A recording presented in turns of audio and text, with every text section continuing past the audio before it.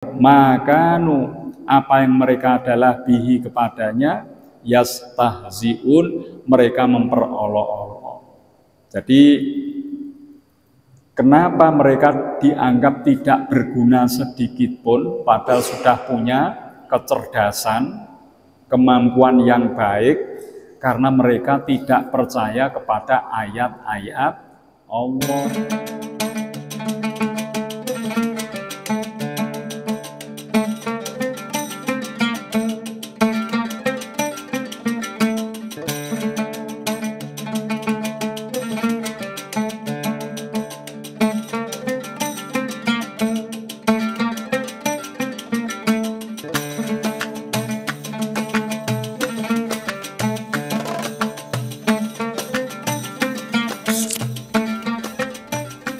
Sampai sebagian dari ayat 21 ini kita akan mengungkap tentang penjelasan tafsirnya, bahwasanya Nabi Muhammad disuruh menyampaikan kepada orang-orang musyrik yang ada di Mekah. Jadi waktu Rasulullah berdakwah di Makkah, ini sulit orang-orang kafir Quraisy untuk diajak percaya kepada Allah, itu sulit. Sehingga Nabi Muhammad SAW disuruh menyampaikan kepada orang musyrik di Mekah. Tentang apa? Yaitu tentang kisahnya Nabi Hud beserta umatnya, yaitu kaum Samud. Jadi ini orang musyrik Mekah disuruh mengambil pelajaran yang pernah berlalu dalam sejarah. Kaumnya Nabi Hud alaihi salam disebut dengan kaum Ad. Kaum Ad ini berada di sebelah timur bagian Arabia, yaitu di Yaman, antara Aman ya sampai kepada Hadramaut. Inilah tempatnya kaum Ad berada. Jadi kalau pesawat terbang menuju ke Saudi Arabia, pertama kali Jazirah Arab akan dilalui oleh pesawat itu adalah daerah Yaman, yang sekarang ada pasukan Houthi yang sedang ikut membebaskan Palestina dari jajahan Israel. Ini sebelah timur dari Jazirah Arab. Mereka berada di bukit-bukit pasir. Memang kalau dilihat dari udara itu bukit pasir seperti ombak gelombang besar yang ada di lautan. Jadi sangat banyak sekali, mulai dari Yaman sampai Arabia itu jazirah-jazirah itu dipenuhi dengan bukit pasir. Disitulah kaum Ad berada. Ini terjadi 3000 tahun sebelum Masehi kira-kira. Jadi kalau sekarang 5000 tahun yang lalu. Nabi Muhammad diperintahkan untuk menjelaskan tentang kisahnya kaum Ad. Idh anzara qaumahu, ketika dia memberi peringatan kepada kaumnya, bil ahqafi, di bukit pasir, waqad khalatin nudur, dan sesungguhnya telah berlalu pemberi peringatan. Nabi Hud memberitahu kepada kaumnya, yaitu kaum Ad, bahwasanya yang telah berlalu Rasul-Rasul Allah ini telah diutus oleh Allah. Sebelum Nabi Hud diutus sudah ada beberapa utusan. Demikian pula sesudahnya nanti masih ada utusan. Dan semua utusan itu menyeru Allah ta'budu illallah. Janganlah kalian menyembah illallah, kecuali Allah. Jadi ini diingatkan oleh Nabi Hud alaihissalam. Nah, Nabi Muhammad SAW juga mengambil pelajaran dari ini, bahwasanya orang-orang kafir Quraisy ini disuruh melihat sejarah. Dulu pernah ada Nabi Hud dengan kaumnya, kaum Ad. Mereka pun disuruh untuk menyembah kepada Allah. Ya. Ini seperti yang diperintahkan Nabi Hud kepada kaum Ad. Inni akhafu alaikum azaba yaumin azim. Inni akhafu, sesungguhnya aku Nabi Hud, akhafu, takut, khawatir, alaikum, atas kalian, azab yaumin azim, yaitu azab di hari yang besar. Jadi ini Nabi Hud alaihissalam memberitahukan kepada kaumnya yang tinggal di Ahqaf, yaitu bukit-bukit pasir, supaya mereka ini menyembah kepada Allah. Kalau tidak, maka suatu saat akan datanglah azab Allah yang besar. Nah, ini juga perlu diperhatikan oleh kaum kafir Quraisy. Kalau yang telah berlalu, orang-orang yang mengingkari adanya Allah diazab dengan azab yang besar. Jangan-jangan kafir Quraisy yang mengingkari adanya Allah pun akan didatangkan azab. Nah, ini orang-orang kafir Quraisy disuruh mengambil pelajaran. Niki pentingnya sejarah. Kula panjenengan harus bisa mengambil perjalanan sejarah yang baik. Mari kita ikuti. Ya. Yang buruk-buruk dari lintasan sejarah mari kita jauhi. Itu intisari belajar sejarah seperti itu. Maka di ayat ini juga menganjurkan orang-orang kafir Quraisy untuk mengambil hikmah sejarah. Tapi lagi-lagi orang kafir Quraisy tidaklah mudah menerima ajakan seperti itu. Walaupun sudah disampaikan tentang sejarah orang-orang terdahulu, orang kafir Quraisy tidak mau mengambil pelajaran. Nah niki nggih. Qalu aji'tana litakfikana an alihatina. Niki jawabane kaum Ad terhadap seruan Nabi Hud alaihissalam. Nabi Hud mengajak percaya kepada Allah, tapi kaum Ad ya mengingkarinya dengan jawaban qalu, mereka berkata, aji'tana, apakah kalian datang kepada kami, litakfikana, untuk memalingkan kami, an alihatina, dari Tuhan-Tuhan kami. Jadi kaum Ad ini sudah percaya kepada para dewa yang diwujudkan dalam bentuk berhala-berhala, dan berhala ini adalah wujud dari tokoh-tokoh yang diagungkan oleh orang-orang dari kaum Ad.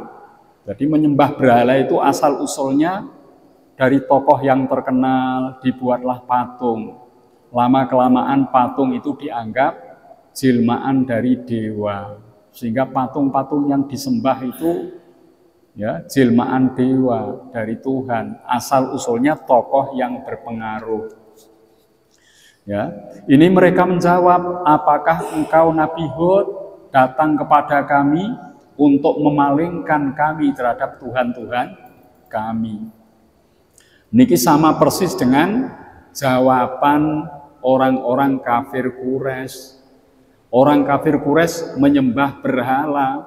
Berhala adalah dari gambaran orang-orang yang berpengaruh zaman dahulu. Dibuat patungnya, lalu disembahnya. Ini mirip kejadiannya kaum Ad. Ya. Fa'tina bima ta'iduna in kunta minas shadiqin. Niki kaum Ad menantang, fa'tina, maka datangkanlah kepada kami bima ta'iduna, dengan apa azab yang kau ancamkan kepada kami. Tadi Nabi Hud kan mengancam, memberi peringatan. Jikalau kamu tidak mau menyembah kepada Allah, maka akan datang azab yaumin adzim, azab yang besar. Tapi ya, kaum Ad ini menjawab ya, bahwa kalau memang azab itu benar-benar akan didatangkan oleh Tuhanmu Nabi Hud, ya, coba datangkanlah azab itu kepada kami.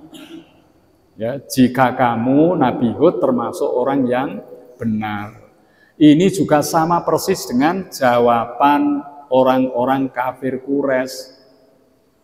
Rasulullah memberitahu, kalau engkau semuanya tidak mau percaya kepada Allah dan tetap dalam kemusyrikan, nanti Allah akan datangkan azab. Orang kafir Quraisy juga menantang, kalau memang Allah bisa mendatangkan azab, datangkan sekarang pula. Bahkan kalau kiamat itu benar-benar terjadi, datangkan kiamat sekarang pula. Ini sama dengan jawaban orang terdahulu dari kaum Ad. Qala innamal ilmu indallah. Jawabannya Nabi Hud alaihissalam, qala, dia berkata Nabi Hud, innamal ilmu, sesungguhnya pengetahuan, indallahi, di sisi Allah. Jadi tentang azab itu kapan datang, itu Nabi Hud tidak tahu menahu. Tentang azab itu ada dalam kekuasaan Allah. Nah niki nggih. Dados Nabi Hud mboten saged jawabi kapan azab itu akan ditimpakan Allah kepada mereka. Ya. Wa uballighukum ma ursiltu bihi walakinni arakum qauman tajhalun. Wa uballighukum, dan aku menyampaikan kepada kalian, ma ursiltu, apa yang aku diutus, bihi, dengannya, walakinni, akan tetapi aku arakum, aku melihat kepada kalian qauman tajhalun, kaum orang-orang yang bodoh. Jadi ini tentang azab, itu rahasia Allah, hak mutlaknya Allah kapan akan didatangkan. Nabi Hud itu hanya sekedar menyampaikan ajaran Allah Subhanahu wa Ta'ala sebagai Rasulullah Shallallahu Alaihi Wasallam. Ya. Dan Nabi Hud melihat bahwa orang-orang yang diajak menuju jalan Allah dengan menentang, juga menantang ini dianggap kaum yang bodoh. Karena diajak menuju jalan yang benar, mereka menolaknya. Maka digolongkanlah qauman tajhalun, tergolong kaum yang bodoh, tidak mengetahui tentang kebenaran. Falamma ra'auhu aridun mustaqbila audiyatihim qalu hadza aridum mumtirun. Nah niki azab mulai datang ini, ya. Falamma ra'auhu, maka tatkala mereka melihatnya, kaum Ad melihat, aridun, awan, mustaqbila, menghadap atau menuju, audiyatihim, lembah-lembah mereka. Qalu, mereka berkata, hadza aridun, inilah awan, mumtiruna, ya, yang akan menghujani kami. Jadi ini apa yang dijanjikan oleh Nabi Hud. Kalau mereka tetap ingkar kepada Allah, azab yang besar akan datang. Maka mereka mulai melihat tanda-tanda azab itu datang. Dilihatlah awan yang menggumpal hitam dan menuju kepada pemukiman mereka yang berada di lembah-lembah gunung pasir itu. Jadi pegunungan-pegunungan itu yang dipakai sebagai tempat tinggalnya adalah lembah-lembahnya, sehingga mereka terlindung dari terik matahari. Dan ini mulai datang awan yang menggumpal ini. Dan mereka menyangka bahwa awan ini akan menurunkan hujan. Jadi orang-orang yang berada di Jazirah Arabia, karena jarangnya turun hujan, kalau melihat ada mendung awan yang mulai pekat, mereka menyambutnya dengan sukacita karena akan datang hujan. Demikian pula kaum Ad menyambut datangnya awan ini dengan harapan akan turun hujan. Bal huwa masta'jaltum bih, bahkan mendung itu huwa adalah azab, masta'jaltum bihi, apa yang kalian minta disegerakan dengannya. Jadi yang dikira akan turun hujan, ternyata Nabi Hud mengamati hal itu dan disampaikanlah, inilah azab yang engkau harapkan kedatangannya. Mulai tampak adanya awan ya, yang pekat menuju pemukiman mereka.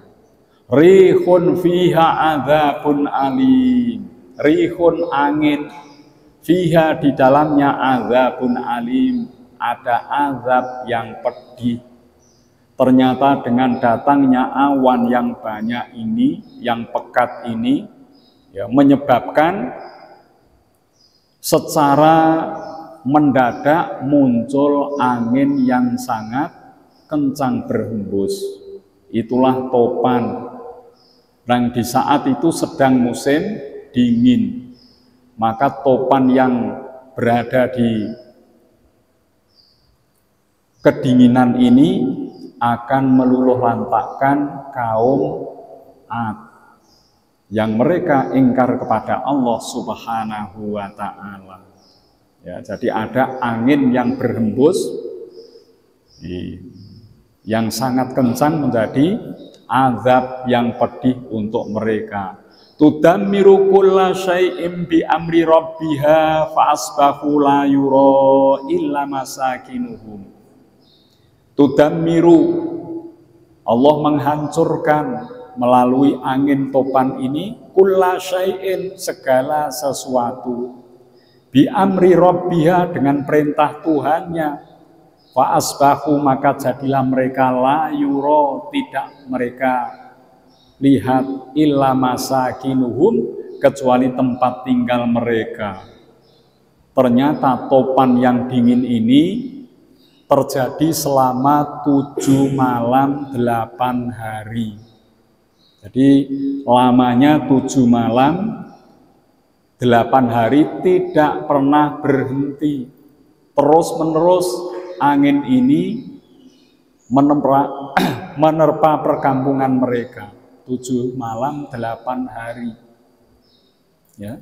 Sehingga mereka pun bergelimpangan seperti pohon kurma yang telah lapuk, ya, berguguran, yang ada tinggal tempat kediaman mereka, rumah-rumah mereka. Kadzalika nazil qaumal mujrimin, demikianlah kami memberi balasan kepada kaum al-mujrimin, orang-orang yang berdosa. Jadi sudah lengkap azab yang diharapkan oleh kaum Ad sudah terjadi, dan jawaban ini menjadi pelajaran bagi kaum musyrikin yang ada di Mekah.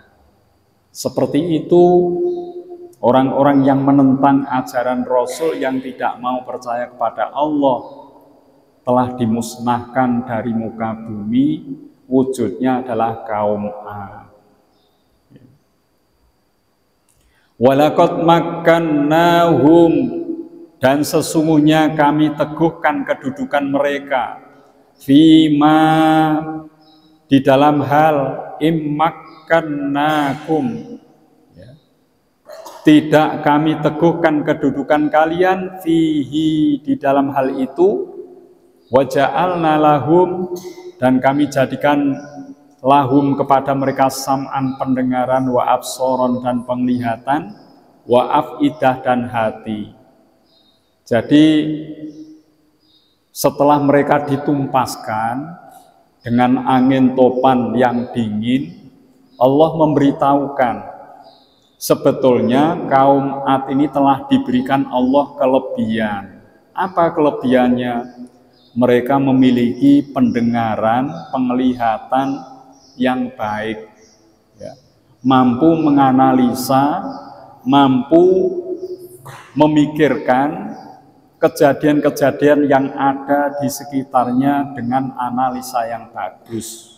Niki gambarannya mereka diberi pendengaran, penglihatan, dan hati, ya. Akan tetapi fama aghna, mereka tidak berguna anhum dari mereka, sam'uhum, pendengaran mereka, wala absaruhum, dan penglihatan mereka, wala afidatuhum, dan hati mereka, min syai'in, sedikit pun tidak berguna. Jadi Gusti Allah telah memberikan kelebihan, mereka pandai menganalisa, mengamati, berpikir, ya, tentang masyarakat lingkungannya, itu pandai sekali, sehingga mereka ini memiliki kemampuan untuk membuat tempat tinggal yang bagus, memiliki kemampuan untuk mengorganisir masyarakat menjadi bangsa yang baik, tapi mereka tidak menggunakan pendengaran, penglihatan, hati untuk mengenal kepada Allah. Maka ini dianggap tidak berguna. Jadi nek wonten tiyang pinter, mampu menganalisa hal-hal secara baik, ya, menggunakan akalnya secara cerdas, tapi tidak percaya adanya Allah, orang seperti ini dianggap tidak bermanfaat sedikit pun.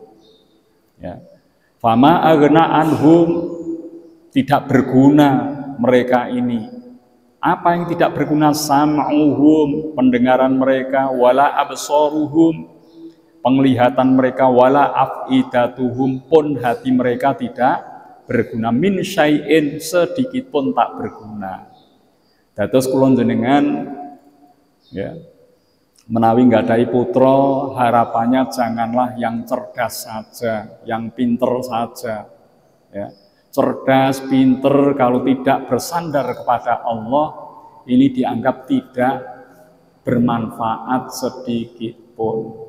Untuk itu, harapan kita kepada anak keturunan kita menjadi anak-anak yang soleh, solihah. Soleh itu sudah mencakup punya kecerdasan, punya kepintaran, juga punya, ya, keyakinan yang benar, ibadah yang benar. Kedah ngoten, ya. Kognitifnya baik, afektifnya baik, ya. Pikirannya bagus, hatinya pun mulia. Lah kula njenengan kudu nggadahi putra-putri ingkang kados ngoten. Sakmenika arah pendidikan di negeri kita juga ingin meraih dua-duanya. Tidak sekedar mencerdaskan otak saja, ya. Menteri Pendidikan yang baru, ya, ini akan menanamkan juga sikap-sikap mulia dalam kehidupan sehari-hari. Jadi ini memang telah menjadi wacana sejak dulu. Orang yang baik itu tidak hanya sukses dunia, tapi juga harus sukses akhirat. Orang yang baik tidak hanya cerdas banyak ilmu, tapi juga memiliki hati yang mulia. Lah niki nggih, dados niki kaum Ad itu telah diberi Allah kelebihan seperti itu. Namun mereka tidak mau mengikuti ajaran yang dibawa Nabi Hud. Maka kepandaian yang dimiliki tidak dihargai sedikit pun. Tidak bermanfaat sama sekali. Idza kanu yajhaduna bi ayatillah. Idza kanu, karena mereka adalah yajhaduna, mereka mengingkari bi ayatillah, pada ayat-ayat Allah.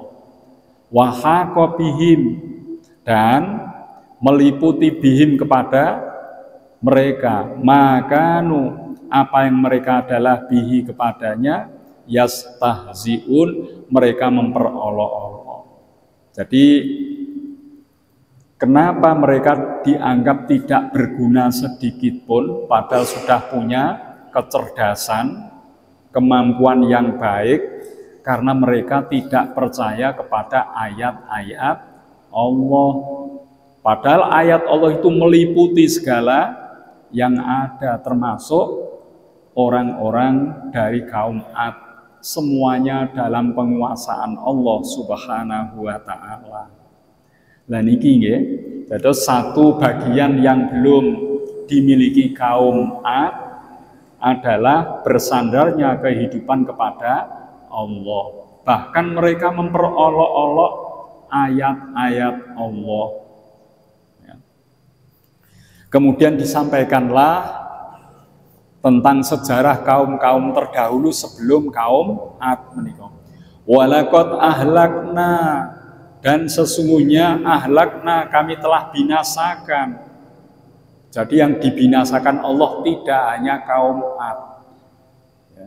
Ma haulakum, apa yang ada di sekitar kalian, minal qura, dari negeri-negeri, wasarrafna, dan kami ulang-ulang al ayati, ayat-ayat, la'allahum yarji'un, supaya mereka itu kembali. Ini diberitahukan kepada orang-orang kafir Quraisy di sekitar Jazirah Arabia, di sekitar Mekah, telah banyak kaum yang dibinasakan Allah. Tadi disebutkan di sebelah timur Jazirah Arabia telah dimusnahkan Allah kaum Ad karena menentang ajaran Nabi Hud. Di sebelah baratnya Jazirah Arabia, ya, itu juga ada kaum yang pernah dilenyapkan oleh Allah Subhanahu wa Ta'ala, namanya kaum Samud. Ya. Kaum Samud ini berada di daerah Syam, Suriah, ya. Jadi Arabia ke barat itu ada kaum Samud. Kaum Samud ini juga keturunan dari kaum Ad. Di timur kaum Ad, di barat kaum Samud, itu di sekitar Makkah. Telah dimusnahkan Allah, padahal mereka telah diberikan kelebihan-kelebihan. Kaum Samud itu tinggal di batu-batu cadas di gunung. Dia memahat gunung yang besar itu dengan sangat indah sekali menjadi tempat tinggal mereka. Mereka diberi kekuatan yang luar biasa. Postur tubuhnya pun tinggi besar, ya, sehingga gunung-gunung yang berasal dari batu cadas ini bisa dipahat menjadi tempat tinggal yang sangat indah. Sampai sekarang tempat ini masih ada sebagai bukti sejarah. Nah ini orang kafir Mekah disuruh mengambil pelajaran. Kalau mereka berdagang ke barat, ke Syam, akan tahu bekas-bekas sejarah ini. Kaum yang dimusnahkan Allah, kaum Samud. Ya. Kemudian kalau dia berdagang ke sebelah timur, ke Yaman, Hadramaut, mereka akan menemui pula bekas-bekas kaum yang dilenyapkan Allah, yaitu kaum Ad. Ini sudah cukup menjadi pelajaran sejarah. Andai kata orang kafir, orang musyrik Mekah itu mau belajar sejarah, dia akan mengikuti ajaran yang dibawa oleh Rasulullah SAW. Tapi mereka tidak mau belajar sejarah seperti itu. Mereka tetap menentang dan menantang ajaran yang dibawa oleh Rasulullah SAW. Bahkan kemarin akad yang lalu disampaikan, ya, kalau memang ajaran Islam, ajaran yang dibawa Rasul itu benar, mestinya kami orang-orang yang berpangkat, orang-orang yang kaya, orang-orang yang terpandang dari masyarakat Quraisy ini yang pertama kali akan menerima ajaran Rasul. Tapi ternyata ajaran yang dibawa Rasul hanya diterima orang-orang yang rendah, baik ekonominya maupun kehidupannya. Jadi para budak, orang-orang yang kelas rendah yang menerima ajaran ini jawaban orang kafir Quraisy. Ya. Niki nggih jawabanipun nika wau walaqad ahlakna dan sesungguhnya ahlakna kami telah binasakan ma haulakum apa yang ada di sekitar kalian, yaitu kaum Samud, kaum Ad telah dibinasakan Allah. Kalau kaum Ad itu nabinya Nabi Hud, kalau kaum Samud yang ada di barat nabinya Nabi Soleh. Minal qura dari negeri-negeri, wasarrafnal ayati dan kami ulang-ulang al ayati ayat-ayat. Dados kisah ngenten iki pun berulang kali di Al-Qur'an disampaikan. Kenapa berulang kali? Supaya benar-benar dipahami ayat Allah ini. Kalau hanya sekali mungkin dilupakan, diabaikan. Tapi berulang kali Allah menyampaikan kisah orang-orang terdahulu untuk diambil pelajaran. Dan ini sudah berkali-kali. La'allahum yarji'un supaya mereka kembali. Diulang-ulang ayat-ayat Allah semacam ini supaya mereka kembali dari jalan yang sesat menuju kepada jalan yang lurus yang diridhoi oleh Allah Subhanahu wa ta'ala. Yang terakhir, falaula nasarahumul ladzina takhadhu min dunillahi qurbanan alihah. Falaula maka mengapa tidak nasarahum menolong mereka alladzina takhadhu yaitu orang-orang atau sembahan ittakhadhu yang mereka jadikan min dunillahi selain Allah qurbanan yaitu pendekatan diri alihatan sebagai Tuhan. Ini diambil pelajaran karena orang-orang yang dimusnahkan itu telah tiada. Cobalah orang-orang kafir Quraisy mengambil pelajaran. Apakah yang mereka sembah dari patung-patung dewa-dewa itu bisa memberi pertolongan? Lah niki nggih, ini sebuah pertanyaan yang perlu direnungkan orang kafir Quraisy. Mereka telah menyembah berhala. Setelah Allah datangkan azab, musnah semuanya. Dan berhala itu pun tidak mampu menolong mereka. Bahkan berhala-berhala yang disembah pun hancur berantakan. Ini pertanda bahwa Tuhan yang mereka sembah itu tidaklah benar. Ini sangat jelas sekali, ya. Kalau berpikir dengan akal yang sehat, berpikir secara rasional, orang-orang kafir Quraisy itu akan menerima kebenaran dengan mudah. Tapi mereka gengsi, ya. Dulu pernah disampaikan Abu Jahal telah meyakini ajaran Nabi Muhammad benar. Telah meyakini bahwa dia sebagai utusan Tuhan. Tapi Abu Jahal itu tidak mau mengikuti. Alasannya apa? Kalau aku mengikuti anak yatim itu, maka harga diriku tidak lagi dihormati oleh masyarakat Quraisy di Mekah ini. Jadi sebetulnya banyak orang-orang dari kaum Quraisy itu yang menerima ajaran Rasulullah, tapi mereka gengsi, takabur, sehingga tidak mau terbuka hatinya untuk menerima kebenaran.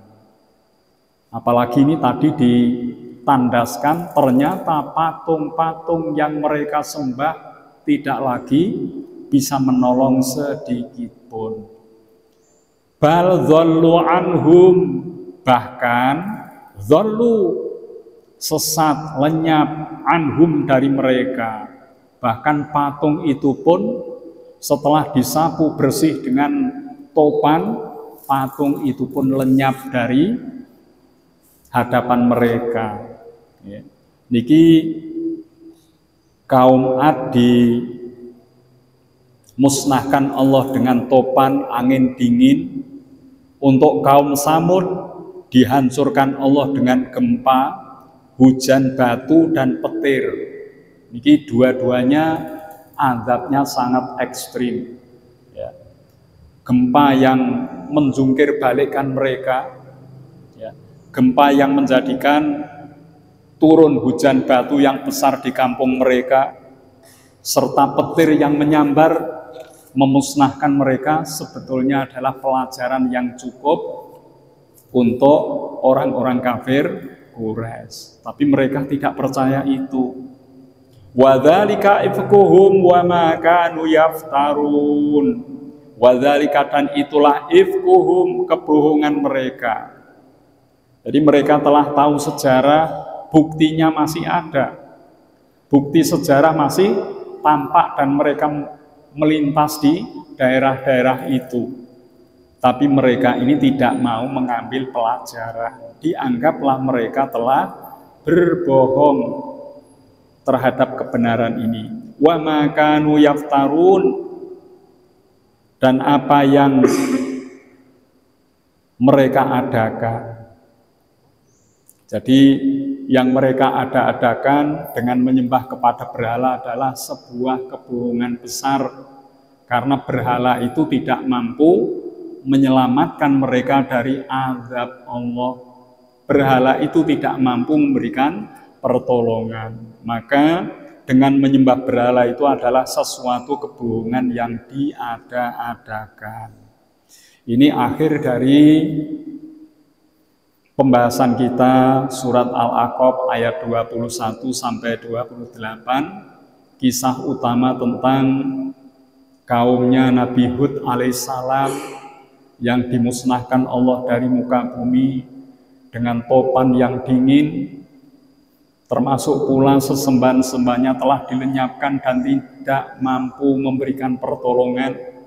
Ini adalah pelajaran bagi kita semuanya. Jangan sampai kita meninggalkan syariat yang dibawa oleh Rasulullah SAW, karena telah jelas orang-orang yang terdahulu mendapatkan azab yang keras.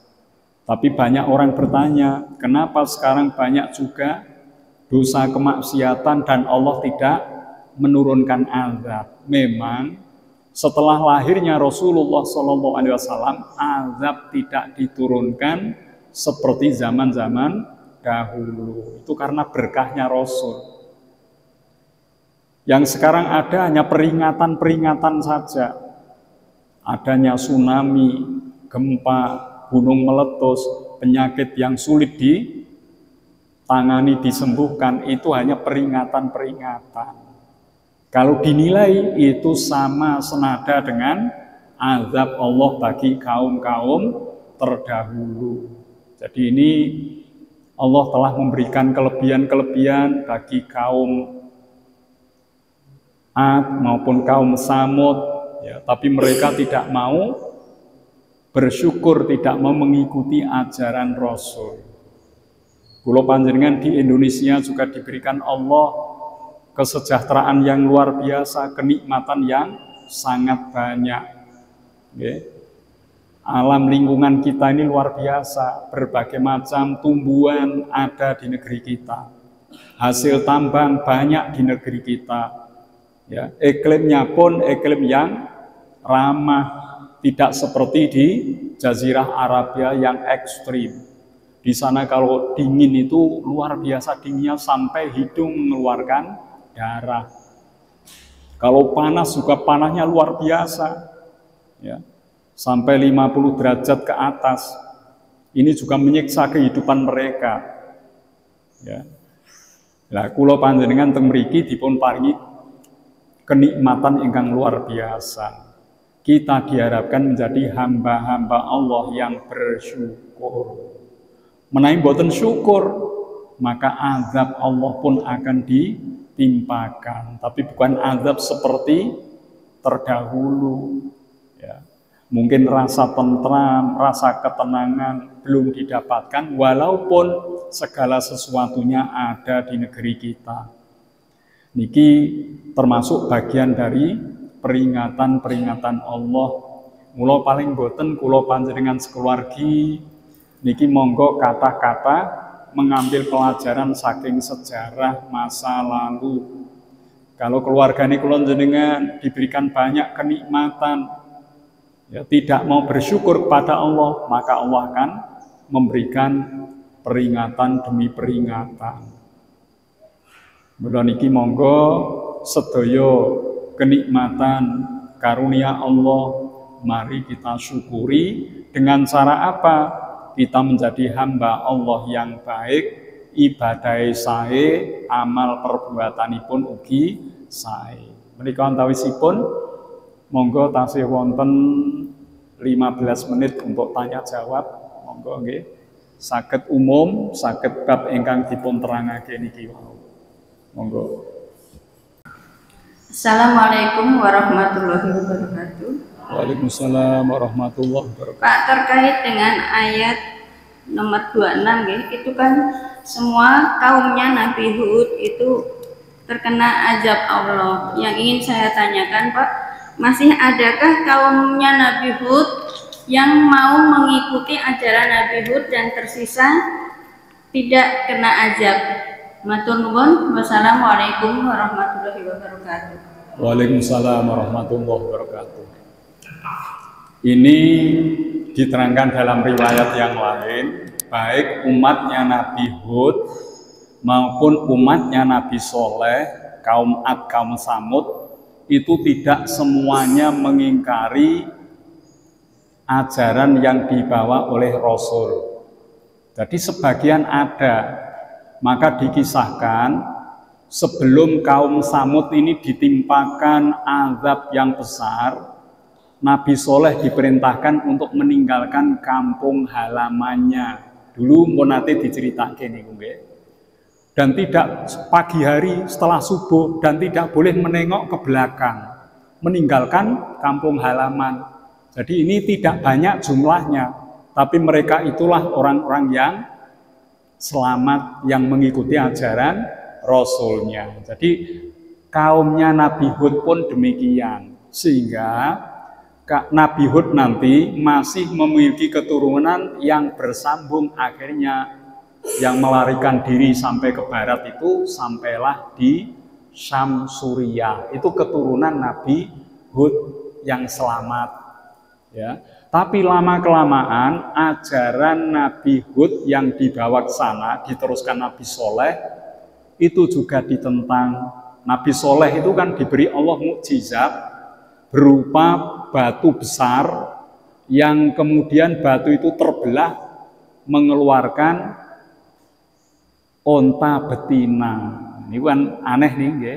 Dan onta betina itu dari Nabi Soleh disampaikan pada orang kampung, silahkan kalian ambil air susunya untuk keperluan sehari-hari, tapi berilah dia minum, jangan kamu bunuh. Tapi akhirnya preman-preman dari kaumnya Nabi Soleh itu membunuh onta itu. Dan itu nggih, mulai dari sinilah nanti lama-kelamaan dari kaumnya Nabi Soleh itu meninggalkan ajaran Nabi Soleh, menyembah berhala. Akhirnya turunlah azab berupa ya gempa bumi, kemudian hujan batu dari langit, petir yang akhirnya mereka lenyap binasa. Nah niku nggih, ngoten niku. Dados tasih wonten keturunan-keturunan dari Nabi Hud atau kaumnya yang selamat, yang kemudian beralih ke sebelah baratnya Jazirah Arabia yang dikenal sekarang Syam Suriah di daerah itu. Ya. Nah, mula niki kan daerah gene Palestina itu kan daerah para nabi, para rasul banyak berada di situ. Yang di timur di Hadramaut di Yaman. Yaman itu sing akhirnya keturunannya dari Yaman itu banyak ke Indonesia untuk menjadi ya istilahnya bagian dari bangsa kita yang kemudian dikenal dengan para habaib, keturunannya Nabi. Tapi ditemukan ada satu nasab yang terputus. Ya, nasab Ba'alawi itu kan terputus, namanya Ubaidillah. Nah, ini yang disebut tidak pernah ada dalam silsilah Nabi, sehingga polemik terjadi. Keturunan Nabi yang ada di Indonesia yang dari Ba'alawi semuanya dianggap batal karena disuruh tes DNA. Ternyata hasilnya tidak J, padahal Nabi itu J. Kebanyakan C, D, dan itu bukan dari Palestina, bukan dari Nabi Muhammad, bahkan itu dari Siberia sana, dekatnya Soviet. Nah, itu jadi keturunan-keturunan yang ada di sini dianggap tidak bernasab dengan Nabi. Apakah itu benar? Ini masih menjadi pro kontra. Tapi sepanjang sampai saat ini para habaib tidak berani tes DNA. Khawatir kalau DNA-nya tidak seperti Nabi, yaitu Habib J, ya, dikhawatirkan ini akan membatalkan nasab secara luas di negeri kita. Oke.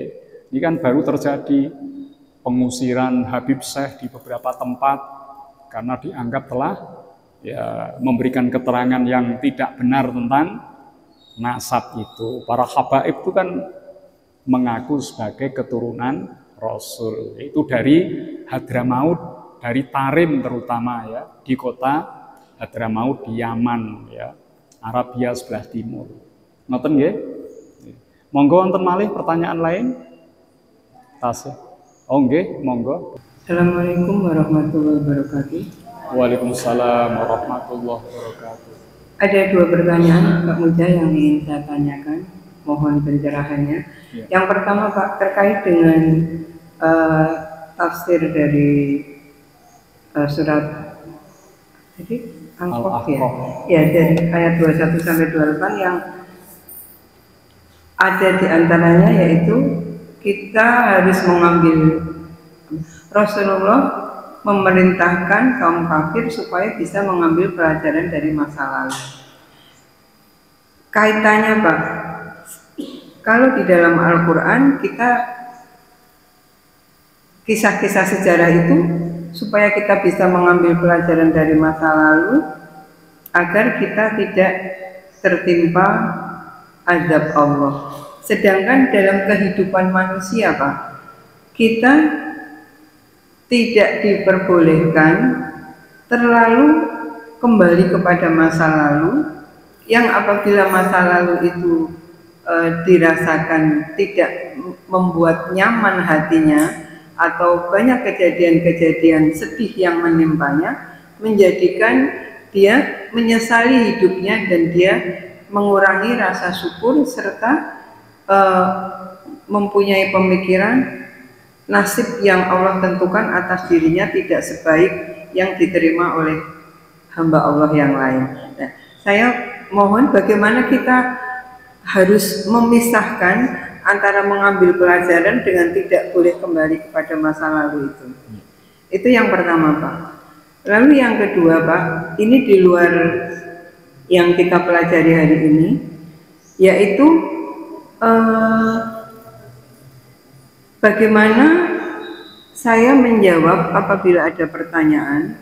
Sebetulnya apabila seorang hamba Allah itu telah berpulang ke rahmatullah, itu dia tidak bisa melihat kembali ke dunia, karena hal itu bertentangan dengan salah satu firman Allah yang di situ mengatakan, ya Allah, kembalikan aku sebentar saja, aku ingin berbuat satu kebaikan. Nah, sementara ada satu pendapat yang menyatakan bahwa seseorang yang sudah meninggal itu dia bisa kembali ke rumah ataupun dia bisa melihat perjalanan anak cucunya.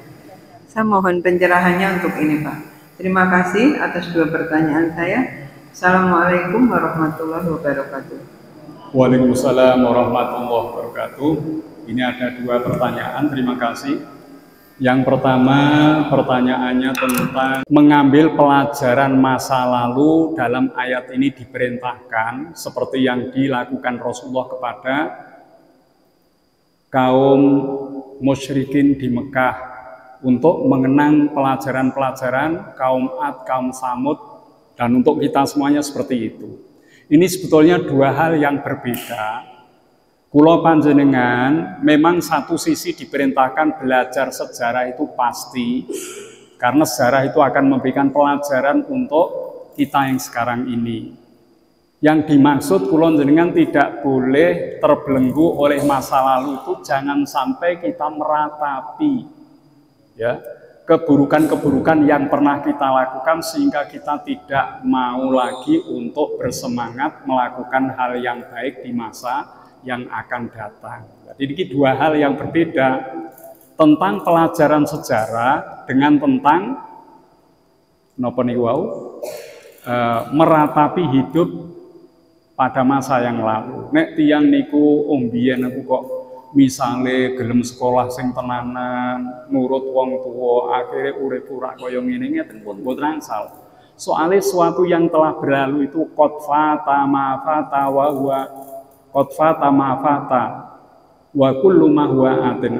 Yang telah berlalu biar berlalu, yang akan datang usahakan dengan lebih bagus lagi. Jadi jangan sampai orang itu hidupnya terbelenggu masa lalu sehingga tidak mau lagi menatap masa depan dengan lebih baik. Jadi niki benten nggih persoalannya nggih. Kalau belajar sejarah tidak ada sangkut pautnya dengan ini, dengan pola hidup yang terbelenggu masa lalu. Pelajaran sejarah itu kita hanya mengenang orang dulu seperti ini, diadab Allah seperti itu. Maka kita jangan sampai melakukan seperti tindakan orang-orang terdahulu yang buruk itu supaya kita tidak mendapat azab dari Allah. Itu pelajaran sejarah harus niku, nggih. Harus. Mulane teng sekolah-sekolah diajarkan sejarah supaya bangsa kita bisa mengambil pelajaran masa yang lalu. Karena kebodohan negeri kita pernah dijajah oleh Belanda, oleh Jepang, ya. Ini karena kebodohan bangsa kita, maka kita harus cerdas, harus maju, ya, sehingga tidak lagi mendapat penjajahan dari orang-orang lain, bangsa lain seperti dahulu. Ini belajar secara penting, ya, penting itu ya.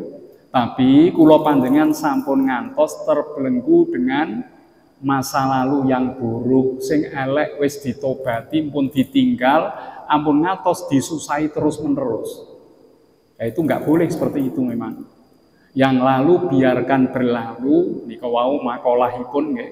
Qad fata ma fata wa kulluha ma huwa atin. Yang akan datang usahakan dengan yang lebih bagus. Jadi ini dua hal yang berbeda tentang hikmah belajar sejarah dengan tentang meratapi terbelenggu masa yang lalu. Jadi ngoten nggih. Kemudian yang kedua, kalau ada pertanyaan orang yang telah wafat meninggal itu tidak lagi bisa berkomunikasi dengan yang hidup, ya, karena dalam sebuah ayat pun diterangkan, napa wau Bu ayate? Nggih. Bahwa ada ayat yang mengatakan dalam Al-Qur'an itu ya, laula akhartani ila ajalin qarib fa asotaqwa akum minas sholihin. Ayatnya ngoten. Wahai Allah, jikalau engkau hidupkan aku sesaat saja di bumi, maka aku akan berbuat baik, akan sedekah sehingga tidak tergolong orang-orang yang merugi. Niku wonten Al-Qur'an kata redaksi ngoten niku. Ini bagaimana hubungannya dengan setiap malam Jumat roh pulang ke rumah? Rasulullah kalau kita membaca sholawat, Rasul pun menjawab sholawat itu kepada kita saat ini pula. Bagaimana dua hal ini untuk dipahami? Dados ngeten nggih. Orang yang telah meninggal dunia memang tidak lagi bisa berkomunikasi aktif. Istilahnya dua arah tidak bisa. Ya, misalnya kulon dengan tenggene kubur, assalamualaikum ya ahlat diyar, salam sejahtera kepada penduduk kubur. Niku piyambake mboten saged njawabi sing kula panjenengan dengar, nggak bisa. Tapi mereka menjawab, salam kita dijawab, cuma kita tidak mendengarnya karena komunikasi tidak bisa dua arah karena sudah di alam yang berbeda. Ini pancen ngoten. Ya, tidak dua arah, tapi masih bisa berkomunikasi. Masih. Kalau tidak bisa komunikasi, tentunya kita tidak diperintah uluk salam ketika ziarah kubur. Ziarah kubur ini hadis yang sahih. Kula jenengan menawi sampun mlebet wonten area kubur, melangkahkan kaki sebelah kiri masuk kubur dan membaca salam. Salame wonten kalih redaksi, Assalamualaikum ya ahlal kubur, wonten Assalamualaikum ya ahlad diyar, wonten minal muslimina wal muslimat wal mu'minina wal mu'minat fa inni insyaallahu bikum lafiku. Insyaallah suatu saat kami akan menyusulmu. Mereka menjawab itu, menjawab, ya. Tapi ini tidak bisa kita dengar karena sudah ada di alam yang berbeda. Itu benar. Lah, kenapa orang yang sudah mati tadi di dalam keterangan Al-Quran tidak bisa diberi kesempatan hidup? Itu juga persoalan yang beda. Kalau tadi komunikasinya, mereka tetap hidupnya di alam barzah, nggak di dunia. Tapi persoalan yang kedua itu yang disebut oleh Al-Quran, laula akhortani ila ajalin qarib, seandainya Allah engkau hidupkan aku sesaat saja. Ini maksudnya hidup seperti normalnya teniki. Wong sing wis mati tidak akan diberi oleh Allah hidup normal seperti kita. Iso ning masjid, iso melu pengajian, iso sedekah malih mboten saged malih niku. Nek pun pejah mboten saged diparingi kesempatan niku. Jadi ini dua persoalan yang memang beda. Ya, komunikasi tetap ada, komunikasi ada. Kula jenengan nek ziarah kubur tiyang sepuhe sing sampun sedo. Niki orang tua kita melihat bahkan di hadis diterangkan orang tua kita itu mendoakan kepada kita untuk diberi umur yang panjang supaya bisa memperbanyak kebaikan, supaya bisa mendoakan kita yang masih supaya bisa mendoakan mereka yang sudah meninggal. Ini wonten. Jadi komunikasi ini tetap dibenarkan, cuma tidak dua arah. Ya. Tapi nek tiang-tiang khusus, tingkatane para wali, para nabi rasul niku saged komunikasi langsung saged. Dengan orang yang meninggal bisa, karena mereka memiliki namanya karomah, mukjizat. Niku saged. Tapi tidak untuk dipertontonkan. Ayo para hadirin jamaah, saya akan mendatangkan rohnya ini lewat ritual nopo mboten ngoten. Tapi nek teng tiyang umum kan jelangkung niku kan ngoten niku nggih. Kula nggih nate dijak mendatangkan roh niku. Niku napa niku diberi pakaian, ada semacam mediator mirip seperti orang ini. Kemudian dikasih apa? Dikasih kapur tulis, ya. Kemudian ditanya, niku wonten donga niku bahasa Indonesia niku. Kula nate nderek ndukekne ngoten niku zaman biyen. Betul-betul datang dan dia menuliskan namanya siapa, roh ini, matinya kapan, sebabnya apa. Niku saged nulis apik. Dan orang yang pegang selangkungnya itu sampai bergetar betul dan itu di luar kesadarannya. Itu dari grup sebelah sana ada model mendatangkan roh seperti itu. Tapi sekali lagi, kalau para wali-wali Allah itu tidak sulit untuk berkomunikasi dengan orang-orang yang telah wafat karena bersihnya jiwa mereka. Nek kula njenengan dereng saged tiyang apa mboten saged. Paling-paling gini wau komunikasi satu arah saja. Ya, kita menguluk salam kepada ahli kubur menjawab, tapi kita tidak mendengarnya. Jadi itu komunikasi tetap dibenarkan. Dan pertanyaan yang kedua ini tadi untuk bagian akhirnya, maksudnya orang yang mati tidak diberi kesempatan hidup normal seperti kita ini lagi, itu tidak akan diberikan Allah untuk yang kedua kali. Hidup hanya sekali. Jadi ini dua hal yang berbeda niku nggih. Sampun cekap menika nggih, Bapak-bapak ditunda dulu karena waktunya. Terus ini badhe matur niki, Untuk akad depan niki kula wonten kegiatan sanesipun enjang menawi dipun pindah sonten kados pundi. Nek prei kok eman-eman soalnya benang khatam nggih. Sonten jam sekawan nggih. Minggu sore kula kebetulan pengajian niku kula alihke dinten temriko kula alihke dinten Sabtu nggih. Terus minggu sore akad sore jam sekawan sebagai gantinya minggu pagi karena ada acara nggih. Ya, mungkin panjenengan saged rawuh ya alhamdulillah menawi wonten aktivitas kegiatan lain nggih nyumanggaaken. Jadi eman badhe libur itu seminggu sekali saja kok sampai libur nggih. Jadi minggu depan akad depan jadwalnya diganti sore hari nggih, jam sekawan. Ngoten nggih? Nggih. Kados pun cekap kalih menika pembelian son badhe kula etang sak sampune kaleng niki mangke hasile sampun cekap napa dereng. Menawi kala wingi dereng cekap tasih kirang. Lah mungkin niki menawi sampun cekap nggih. Kula laporke untuk berikutnya kembali normal masuk pada kas masjid. Kemudian untuk yang telah berwakaf meja kecil untuk ngaji ini kemarin berwakaf berapa niki? 10 no pinten Bu?